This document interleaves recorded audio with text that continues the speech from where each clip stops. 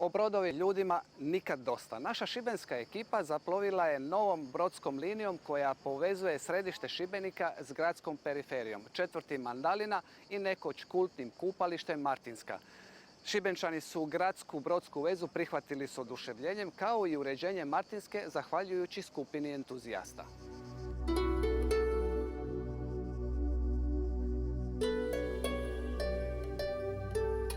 Tako daleko, a tako blizu. Umjesto gužvanja na cesti iz središta grada do Mandaline i Martinske stiže se Avalonom za 10 minuta. Vozamo se kao mali gradski autobus. Imamo svoje 4 stanice. Polazak je sa autobusnog kolodvora prema Mandalini, pa natrag na rivu kod Topova i onda na suprotnu stranu Šibenskog zaljeva, Nicku, Martinsku, pa natrag. I tako neprestano od 8 do 21, do kraja kolovoza. Brod je predivan. I ova je linija nešto najbolje što se, ja mislim, gradu dogodilo u zadnje vrijeme. Živahni drveni starac rođen je 1951. u Korčulanskom škveru. Može ukrcati 45 putnika. Ljudi iz grada su se složili da zapravo lipšeg posla za ovaj brod i lipšeg broda za ovaj posao nema.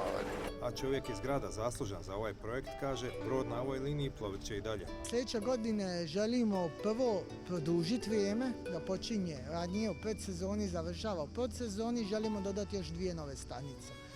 Želimo dodati jednu u kanalu, a koliko bude tehnički moguće, jednu na području plaže Banja. Uvest će se i raniji jutarnji polasci za oni koji bi brodom na posao, ali i kasniji večernji. I to nije sve. Imali bi prvi sustav, taj park and boat, da se na području TEF-a može parkirati. Gradski parking tamo ima dnevnu kartu 20 kuna i da se može doći za 10-15 minuta u centar grada brodskom linijom. Mislimo da će onda to potpuno saživjeti. Zaživio je ploveći šibenski autobus već sad.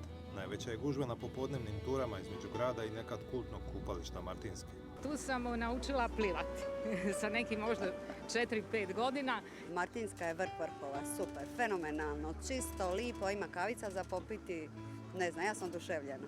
Preobrazbu od zapuštenog odlagališta koje kakvog otpada do obnovljenog kultnog gradskog kupališta potaknula je skupina entuzijasta. Martinska ponovno živi, to svaki dan kažem i to je u stvari najdraže, najbitnije i cijela priča koja je krenula prije 4-5 godina s namjerom je upravo bila ta da Martinska živi. Ja mislim da je, ne da živi, nego da je prodisala, evo, i diše. Nije više na umjetnjeno na aparatima, nego evo, stvarno diše punim plućima i to me je puno drago. Puna su i srca Šibenčana. Kad bi mogla govoriti Martinska, bilo bi svašta. To su žene komentirali. Na Martinskoj sam se kupala zadnji put možda prije 50 i nešto godina. Kao dite, kad me mater vodila. I to je bilo znači davno, bilo je stvarno lipo. I sad sam se tako zgušno vratila. Puno mi znači jer sam ovdje djetinjstvo svoje provela. Baš u ovoj vali naučila se kupati i s onog mula skakati. Ležaljka vam paše? Izvrsno, kariola je super. Do sad sam cijeli život išla na Jadriju, ali evo sad budući da sam student i sve ovdje mi je stvarno jeftinije za doći, brod vozi dosta često, karta 10 kuna koja vrijedi cijeli dan i super uređena plaža. Prije izgradnje mosta preko Krke 1966. Šibenik i tada popularnu Martinsku povezivali su trajekt Pinice i poznata Slavka s istoimenom kapetanicom. Sve je rekonstruirano, dakle i način putovanja i kupalište. Da, samo godine nisu.